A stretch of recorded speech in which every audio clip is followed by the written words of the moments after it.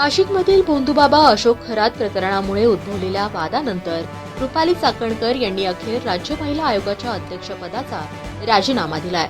राजीनाम्यानंतर प्रसारमाध्यमांशी संवाद साधताना त्यांनी आपली भूमिका स्पष्ट केली आहे. चाकणकर म्हणाल्यात की माझे कुटुंब वारकरी संप्रदायातील असून आध्यात्मिक श्रद्धेपोटी आम्ही खरात पती पत्नीला गुरु मानलं होतं. गुरुपौर्णिमेच्या निमित्ताने पाद्यपूजा अनेकांनी केली, तशी मी आणि माझ्या पतीनेही केली. माध्यमांकडून दाखवले जाणारे व्हिडिओ हे काही वर्षांपूर्वीचे आहेत. खरातच्या चुकीच्या कृत्यांचं कधीही समर्थन करणार नाही असं स्पष्ट करत त्यांनी या प्रकरणाची सखोल चौकशी करून कठोर कारवाई करण्याची मागणी देखील केली आहे. राज्यात उन्हाचा कडाका कमी झाला असून हवेत कमी दाबाचा पट्टा निर्माण झाल्याने पावसाला पोषक वातावरण तयार झालंय. पुढील 4 दिवस राज्यात हे पावसाळी वातावरण कायम राहणार आहे. मराठवाड्यातील धाराशिव, लातूर, नांदेड तसेच विदर्भातील नागपूर, भंडारा, चंद्रपूर आणि गडचिरोली या जिल्ह्यात वादळी वाऱ्यासह पावसाची शक्यता असल्याने हवामान विभागाने येलो अलर्ट जारी केलाय. येथे ताशी 30 ते 40 किलोमीटर वेगाने वारे वाहतील. दरम्यान या अवकाळी पावसामुळे बळीराजा मोठ्या संकटात सापडलाय. वादळी पावसामुळे मक्याचे उभे पीक आडवं झालंय. आधीच वाढत्या खर्चामुळे अडचणीत आलेल्या शेतकऱ्यांवर या अवकाळी पावसाने आणखी संकट उडवलंय. सातारा जिल्हा परिषद निवडणुकीच्या रणधुमाळीत खळबळजनक घटना समोर आली आहे.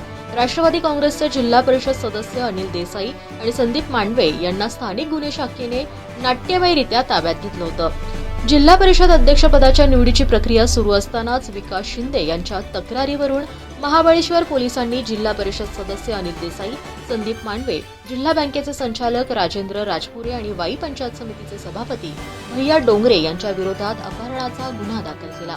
या प्रकरणी सातारा पोलिसांनी तातडीची कारवाई करत देसाई आणि मांडवे यांना ताब्यात घेतलं. हे दोघेही सकाळी मतदानासाठी साताऱ्यात पोहोचले होते. या कारवाईमुळे अध्यक्षपदाच्या निवडणुकीत थेट परिणाम होऊन भाजपने बाजी मारली, तर राष्ट्रवादी आणि शिंदेसेना युतीला पराभव स्वीकारावा लागला. मात्र आम्हाला जाणीवपूर्वक मतदान प्रक्रियेपासून दूर ठेवण्यासाठी पोलिसांनी दडपशाही केल्याचा आरोप संबंधित सदस्यांनी केला. अशोक खरात प्रकरणात राज्यभरातून संताप व्यक्त केल्यानंतर राज्य महिला आयोगाच्या अध्यक्षा रुपाली चाकणकर यांनी पदाचा राजीनामा दिलाय. यानंतर काँग्रेसचे नेते विजय वडेट्टीवार यांनी सोशल मीडियावर पोस्ट करत चाकणकर यांच्यावर टीका केली आहे. वडेट्टीवार यांनी म्हटलंय की राज्यातील सर्वाधिक अकार्यक्षम महिला आयोगाच्या अध्यक्षा रुपाली चाकणकर यांनी राजीनामा दिला, पण राजीनामा देताना त्यांचा माज उतरलेला नाही. त्यांनी स्वेच्छेने वैयक्तिक कारणासाठी राजीनामा देत असल्याचा उल्लेख पत्रात केला. त्यांनी अशोक खरात प्रकरणात महिलांवर, पत्रकारांवर टाकलेला दबाव, या प्रकरणी पोलीस तक्रार होऊ नये म्हणून केलेले उद्योग याचा कुठलाही खेद चूक झाली असं त्यांना वाटत नाहीये. राजीनामा देताना पण उपकार असल्यासारखं चाकणकर यांचं वागणं निषेधार्ह असल्याचं वडेट्टीवार यांनी म्हटलंय. चाकणकर हा छोटा मासा आहे. यात अजून किती मंत्री होते? कोणी या बलात्कारी बाबाला राजश्रय दिला, वाचवण्याचा प्रयत्न केला, तर सगळ्यांवर कारवाई झाली पाहिजे. खरात प्रकरण दाबण्यासाठी कोणत्या नेत्यांनी, मंत्र्यांनी फोन केले याचीही चौकशी होऊन कारवाई झाली पाहिजे असंही वडेट्टीवार यांनी सांगितलंय. पुणे शहर पोलीस शिपाई भरती प्रक्रियेच्या लेखी परीक्षेचं आयोजन रविवारी 22 मार्च रोजी करण्यात आलंय. लेखी परीक्षेसाठी पात्र ठरलेल्या उमेदवारांनी प्रवेशपत्र आणि 4 पासपोर्ट साईज फोटो घेऊन परीक्षेच्या आधी 3 तास परीक्षा केंद्रावर उपस्थित राहावे असं आवाहन पुणे शहर पोलिसांच्या प्रशासन विभागाने केलंय. पुणे शहर पोलीस शिपाई भरती प्रक्रिया 16 फेब्रुवारी रोजी सुरू झाली. 12 मार्च पर्यंत ही प्रक्रिया सुरू होती. भरती प्रक्रियेत सहभागी झालेल्या 88,125 उमेदवारांची शारीरिक मोजमाप आणि मैदानी चाचणी घेण्यात आली. मैदानी चाचणी स्पर्धेत 50% जास्त गुण मिळवलेले लेखी परीक्षेस पात्र ठरले. लेखी परीक्षेस पात्र ठरलेल्या 20,069 उमेदवारांची रविवारी 22 मार्च रोजी 6 परीक्षा केंद्रांवर सकाळी 11 वाजता लेखी परीक्षा घेण्यात येणार आहे. उत्तराखंडचे मुख्यमंत्री पुष्कर सिंग धामी यांनी आपल्या मंत्रिमंडळाचा विस्तार केलाय. लोकभवनात 5 आमदारांनी मंत्रिपदाची शपथ घेतली आहे. लोकभवनात आयोजित एका समारंभात राज्यपाल नायब गुरमीत सिंग यांच्या हस्ते 5 नवीन मंत्री खजनदास, भरतसिंग चौधरी, मदन कौशिक, प्रदीप बत्रा आणि रामसिंग कैदा यांना पद आणि गोपनीयतेची शपथ देण्यात आली आहे. नवीन मंत्र्यांच्या समावेशामुळे उत्तराखंडच्या मंत्रिमंडळात आता 12 सदस्य झाले. पुढील वर्षी होणाऱ्या विधानसभा निवडणुकीच्या पार्श्वभूमीवर हे पाऊल महत्त्वपूर्ण मानलं जात आहे. नवीन मंत्र्यांचे अभिनंदन करताना मुख्यमंत्री धामी यांनी ही टीम राज्याच्या विकासासाठी आणि जनतेच्या सेवेसाठी एकत्रितपणे काम करेल असा विश्वासही व्यक्त केला आहे. पश्चिम बंगाल विधानसभा निवडणुकीच्या पार्श्वभूमीवर मुख्यमंत्री ममता बॅनर्जी यांनी तृणमूल काँग्रेसचा निवडणूक जाहीरनामा प्रसिद्ध केला आहे.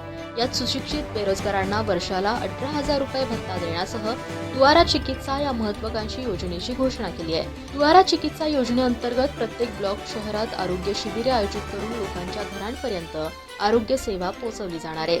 लक्ष्मी भंडार योजनेच्या रकमेत वाढ करण्याचं आश्वासनही देण्यात आलंय। त्यानुसार सामान्य प्रवर्गातील महिलांना दरमहा 1,500 रुपये, अनुसूचित जाती व जमाती प्रवर्गातील महिलांना दरमहा 1,700 रुपये मिळणार आहेत। या जाहीरनाम्यातून तरुण वर्गासह महिलांना दिलासा देण्यात आला आहे। इराण, इस्रायल आणि अमेरिकेतील युद्ध अधिकच भडकत असल्याचं पाहायला मिळतंय। या युद्धाचे जगभरात परिणाम पाहायला मिळतात।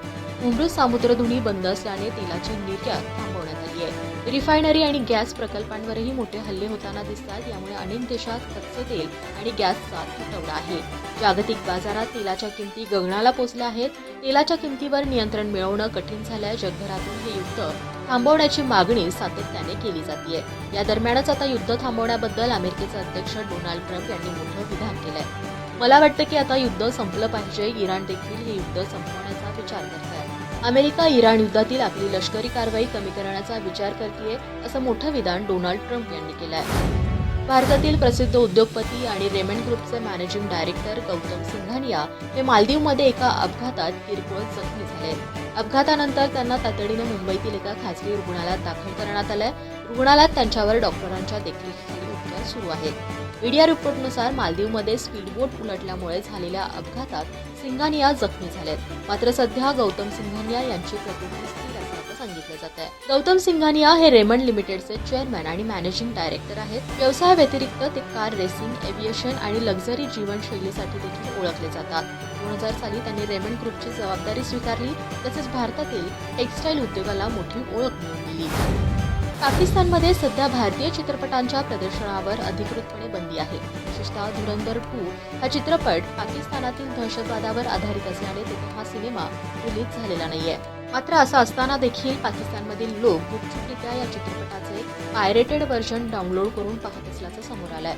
ट्विटरवर एका पाकिस्तानी पत्रकाराचे ट्विट व्हायरल झालंय, ज्यात त्याने म्हटलंय की हे अत्यंत दुर्दैवी आहे की चित्रपटाच्या प्रदर्शनाच्या दिवशीच त्याचे पायरेटेड व्हर्जन पाकिस्तानमध्ये पोहोचलंय। पाकिस्तानी लोक भारतीय सिनेमाशिवाय राहू शकत नाही व तो चित्रपट पाकिस्तानाशी संबंधित दहशतवादावर आधारित असला तरीही ही माणसं तो सिनेमा पाहणारच।